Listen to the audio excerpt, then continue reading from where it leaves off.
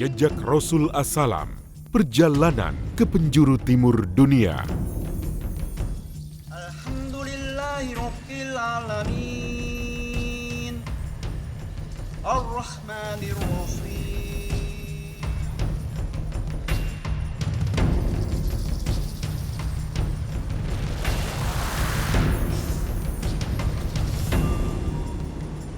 Tidak terdapat sisa-sisa peninggalan Nabi di Korea, Jepang, maupun Taiwan. Meskipun demikian, keyakinan Islam bersemi di dalam hati masyarakat.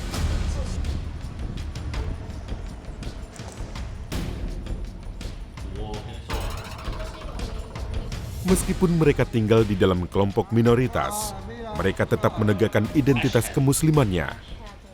Allah. Iki neng donya diwaca sik, engko sining akhirat ben kersane malaikat sing maca. Masyarakat Nusantara juga berkontribusi dalam memperkuat keyakinan kepada saudara mereka di timur.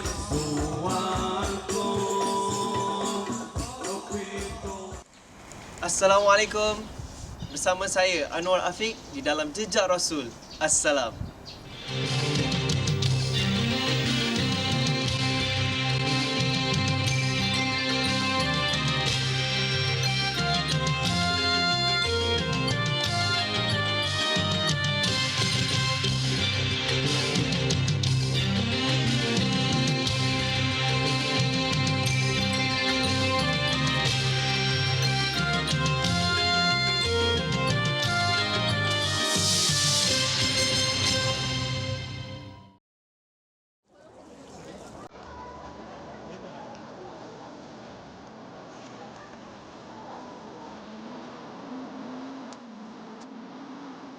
Korea Selatan. Ketenangan cahaya pagi di negara ini sangat terasa. Ibu kotanya Seoul berkembang dengan sangat pesat dalam segi ekonomi regional. Dengan populasi penduduk mencapai 11 juta jiwa, Seoul juga telah diakui UNESCO sebagai kota dengan arsitektur yang menggabungkan unsur tradisional dan modern di dalamnya.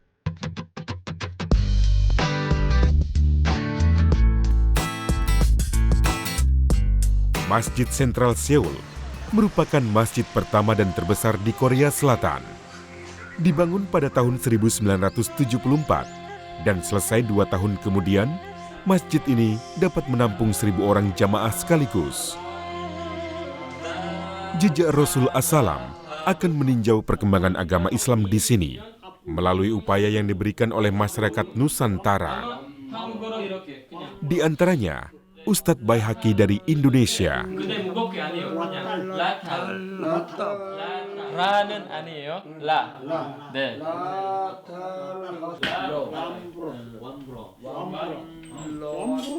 피기기하 하블룸 밈 마사드 وامرأته حمالة الحطب حبل 뭐예요? 어쩌다가 그랬어요? 서다qal라hul azim. 서다qa. 왜냐하면 한 Jejak Rasul Assalam juga mengajak para pemirsa untuk merasakan pengalaman sholat Jumat di Masjid Sentral Seoul. Keunikannya bisa dirasakan di sini. Khotbah Jumat disampaikan dalam 3 bahasa, yaitu bahasa Arab, bahasa Inggris, dan bahasa Korea. Bismillahirrahmanirrahim.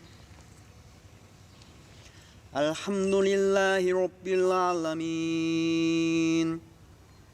Ar-Rahmanir-Rahim. Maliki yaumiddin. Seung Taima adalah nama asli dari seorang pengusaha yang sukses di akhir usia 50-an. Tepat setelah beliau mendapatkan pencerahan Islam di tahun 2013, beliau mengganti namanya menjadi Muhammad Alima.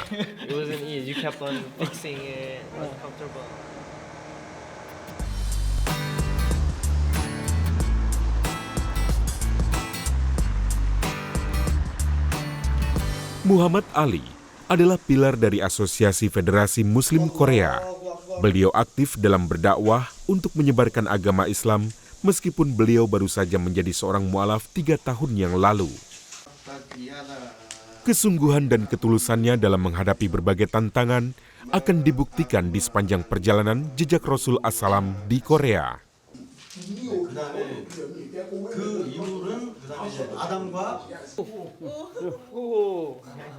한글로 쓰고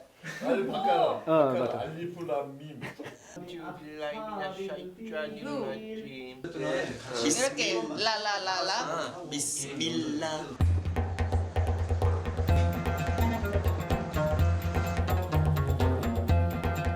Kota Seoul menawarkan restoran halal untuk memfasilitasi warga muslim lokal dan internasional.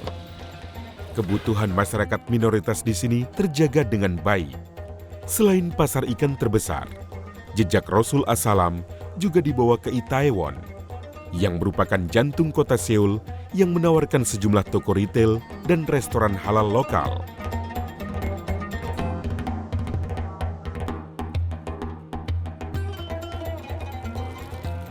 This is certified with Korea. Yeah. And also By KMF, yeah. Korean Yeah. Muslim Federation. Yeah, Muslim Federation. Okay. Kunjungan ke Korea tidak akan terasa lengkap tanpa mencicipi hidangan halal seperti yang ada di Eat Restoran.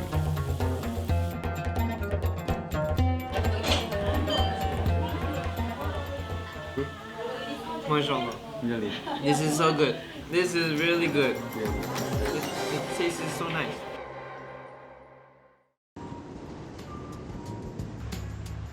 Jejak perjalanan Rasul As-Salam ke negara lainnya di penjuru timur dunia, Jepang.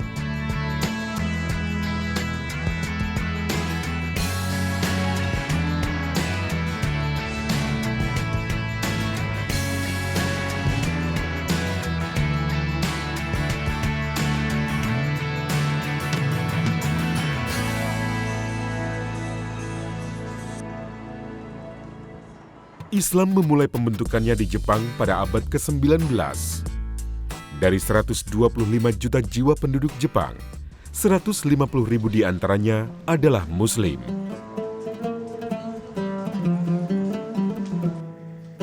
Namun, 90% dari penganut aliran kepercayaan universal merupakan orang asing yang tinggal di sini. Atas dasar persahabatan saudara seiman, untuk memenuhi kewajiban kepada Tuhan Yang Maha Esa, dibangunlah Masjid Kobe pada tahun 1935, masjid pertama di Jepang. Tercatat, jumlah penduduk Muslim berkurang setelah Perang Dunia Kedua, dan hanya tersisa 74 orang.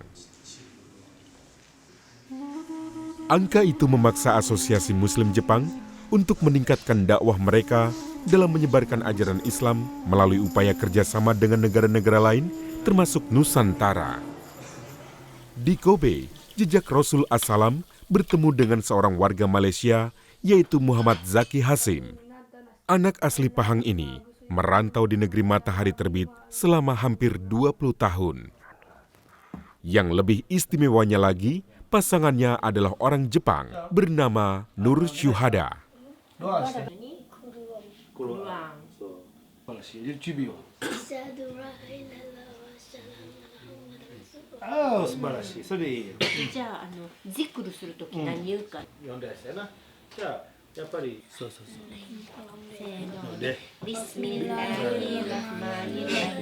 Di Jepang, jejak Rasul As-Salam juga mengamati perkembangan makanan halal di negeri yang asing ini. Bandara Internasional Kansai di Osaka adalah salah satu international gateway di Jepang. Uniknya, ini merupakan bandara pertama yang menyediakan layanan ramah Muslim sejak tahun 2014. EES Catering adalah catering makanan halal yang tersedia di hampir 20 perusahaan penerbangan domestik dan internasional Jepang.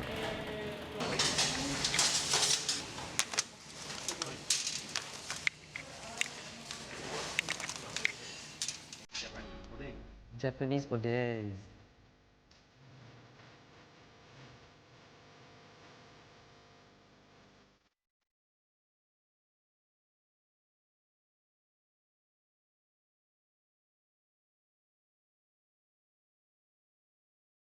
Di Kyoto, jejak Rasul Assalam menyusuri dakwah dari para muslimah Jepang melalui pasokan makanan. Minatullah adalah seorang wanita Jepang kelahiran Kyoto berusia 50 tahun.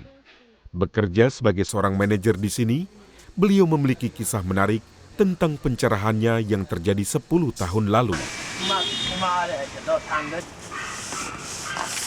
So you married at a young age, is it? Yes. Wow. And have grandson. Masya Allah. Setiap minggu, beliau akan mengirimkan bahan makanan ke beberapa restoran halal terdekat. Di samping melakukan pekerjaannya, beliau juga menganggap itu sebagai dakwah.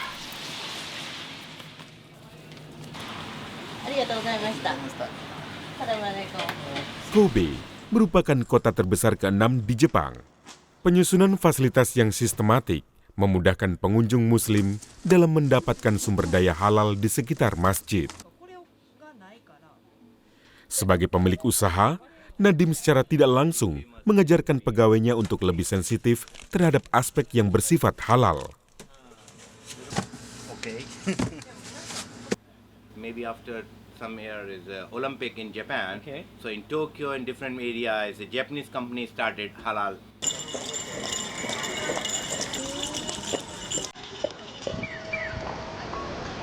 Arab Fiesta, acara tahunan yang diselenggarakan oleh komunitas lokal di Provinsi Kansai. Dalam satu hari, acara ini memberikan kesempatan kepada penduduk lokal untuk mengetahui dan memahami budaya orang Islam.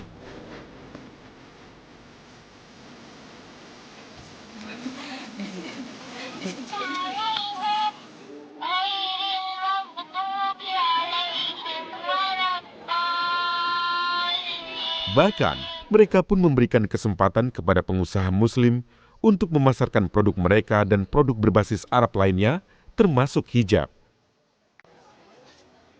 Selama acara berlangsung, jejak Rasul Assalam berhasil mendapatkan perspektif Islam di kalangan para pemuda Jepang yang telah hijrah. Yang lebih menariknya lagi, gagasan untuk memperkenalkan Arab Fiesta ini dipandu dan sepenuhnya diawasi oleh seorang non-muslim, Tankawa Manaru. Selain sukses menyelenggarakan event tahunan ini, Miyaki adalah satu-satunya pelukis komik atau manga versi Arab di Jepang. Dengan pengalaman lebih dari 20 tahun di industri manga, ia telah memproduksi beberapa koleksi komik untuk pasar lokal dan internasional.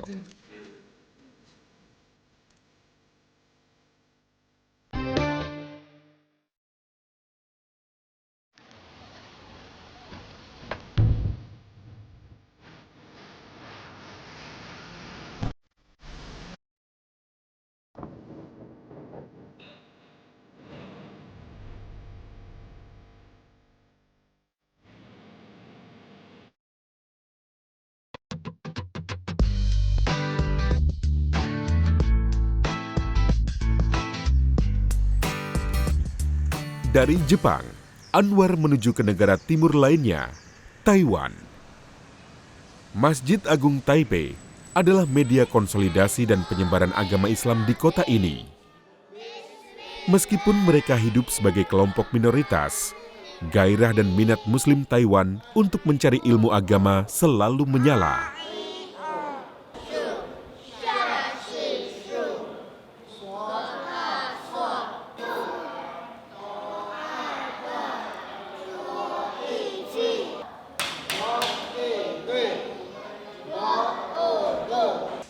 Imam Muslim 的 Tirmidhi 传述的 Anas ibn Malik radiyallahu anhu 他说了，有一次有人来向圣人 sallallahu alaihi wasallam 请教。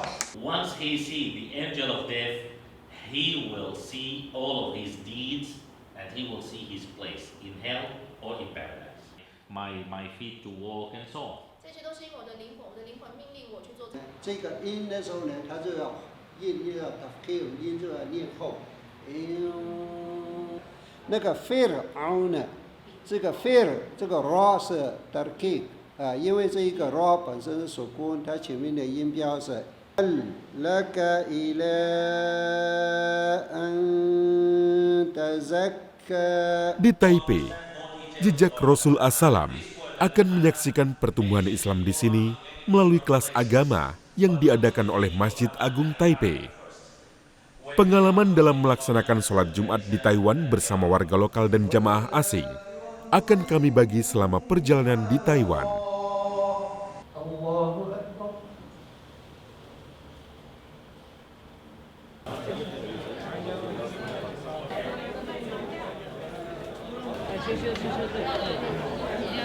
Masjid Agung Taipei juga menyediakan tempat untuk menikmati makanan halal di hari Jumat di setiap minggunya.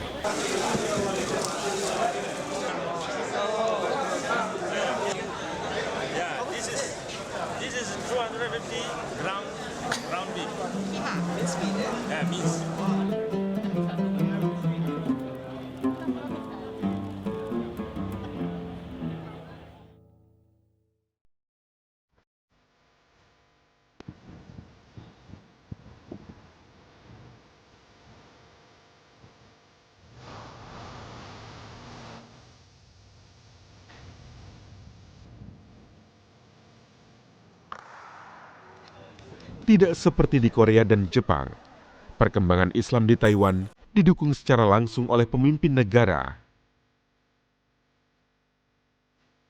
Sejarah perkembangan Islam di sini tertulis di bawah pemerintahan Chiang Kai-shek. Diperkirakan ada 20.000 Muslim Cina yang bermigrasi ke Taiwan atas dampak dari Perang Sipil Cina pada tahun 1927. Faktanya, Chiang Kai-shek sendiri menerima dukungan dari tentara Muslim.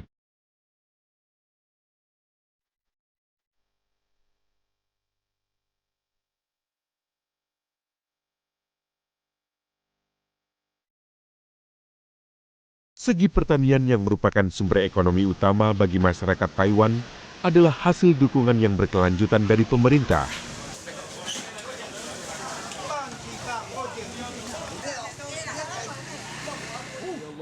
Durian. Good. It's durian, huh? I think that Taiwan no durian, but maybe this import. Bismillah. MashaAllah. Oh.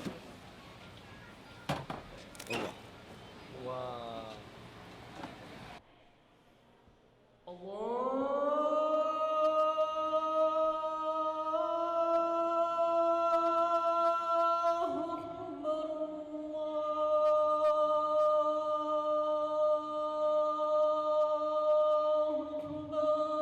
Warga asing adalah salah satu sumber daya yang berkontribusi dalam pembangunan di Taiwan.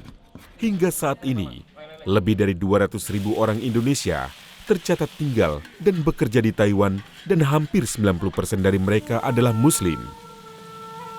Salah satunya, Susanto, yang berbagi kisah tentang migrasinya. Suatu hari sore-sore jam 3, tiba-tiba ada suara azan. Saya saja yang mendengar. Dia mengajan, setelah dia ajan, dia bilang sama saya, udah kamu masuk Islam saja. Dia panggil nama saya, udah kamu masuk Islam saja. Islam itu benar. Saya tolak dalam hati, tak mau. Dia ajan lagi, kira-kira sampai 10-20 kali lah ajan. Barulah saya bilang, oh saya terima Islam. Barulah dia berhenti dari ajan.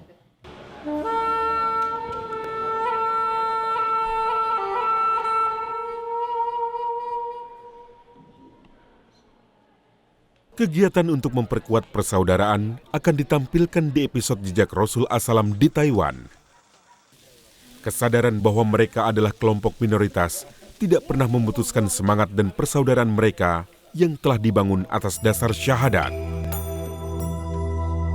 Kenyataannya, upaya ini diikuti oleh mereka yang peduli dengan perkembangan Islam untuk para mu'alaf.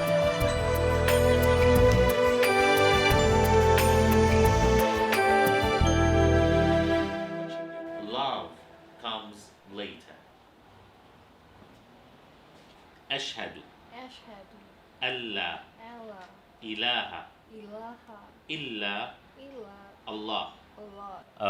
I am her wali, and also I am the one who is making this marriage. So I am asking you the dowry. Okay, so congratulations. And here we have the witness, all of them they witnessed. Pemerintah Taiwan juga memberikan kelonggaran kepada warga muslim asing untuk menyusun acara perkumpulan agama setiap bulan di jantung kota Taipei.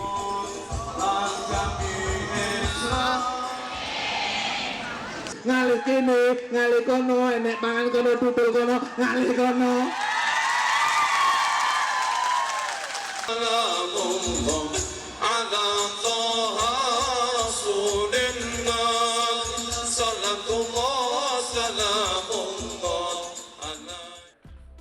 Sensitivitas dari administrasi universitas mengenai kebutuhan pelajar internasional, khususnya muslim, adalah teladan.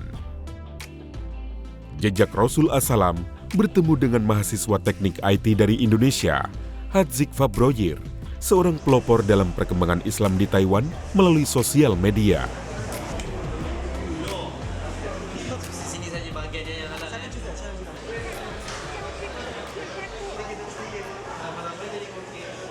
Kesempatan berada di Taiwan juga membawa jejak Rasul Assalam untuk mengunjungi masjid warga Indonesia, yaitu Masjid At-Taqwa. Islam yang mengaku dirinya Muslim, tetapi mereka meremehkan dan juga menyepelekan tentang persoalan sholat. Ibadallah, innallaha ya'muru bil 'adli wal ihsani wa ita'i dzil qurba wa yanha 'anil fahsya'i wal munkar. Throw away some for other tent, the blue one. Perjalanan ke negeri Taiwan berlanjut untuk kami bertemu dengan seorang muslim yang sukses di sini. Berbagai bidang dijalani, termasuk bisnis dan pertanian, berkah dari ketulusan ketika berada di jalan Allah. Yes, the white box. Can you hear these boys? Memang, perjalanan jejak Rasul Assalam ke dunia timur membuka dimensi baru bagi pemirsa.